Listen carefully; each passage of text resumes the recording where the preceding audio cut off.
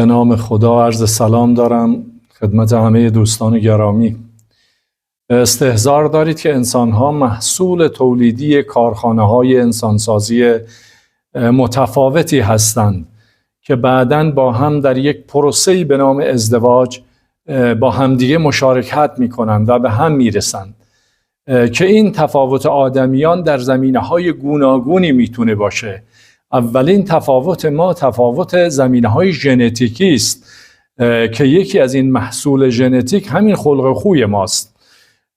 دیگری میتونه مسئله سلامت ما و بیماری‌های ما باشه که غالباً ریشه ژنتیکی دارن. میتونه متأثر از فرهنگ‌ها باشه، میتونه متأثر از فرزند پروری ناایمن یا ایمن خانواده باشه. جامعه شناسی همین نکته رو هم نیز تایید میکنه که پیش روی هر انسانی 4-5 تا زندان وجود داره که اولین زندان زندان خانواده است، دومین زندان زندان جغرافیاست، سومین زندان زندان فرهنگ و زندان خیشتن و خیشتن خیش ما، زندان درونی ماست.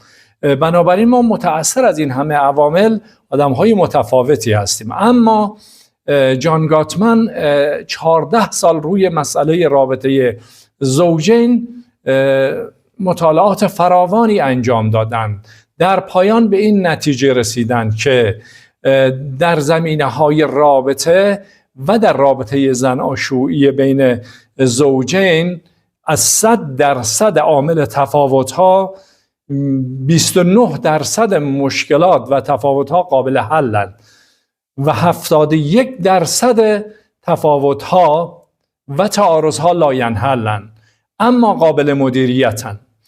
خب اینجا کلمه قابل مدیریت خیلی مهمه. ما چه برداشتی از این داشته باشیم؟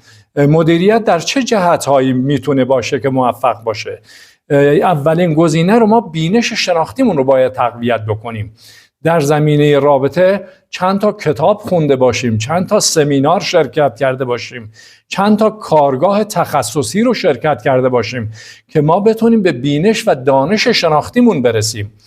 دومین گزینه در رابطه با مسئله مدیریت رابطه مسئله آموزش مدیریت هیجان هاست. آدم هایی که معمولاً خلق تحریک پذیر دارن، خشم آنی دارن، لجبازی و یک دنده‌ای دارند، اگر اینها مدیریت هیجان را نیاموزند بدون استثنا با مشکل لاینحل تعارض مواجه میشن.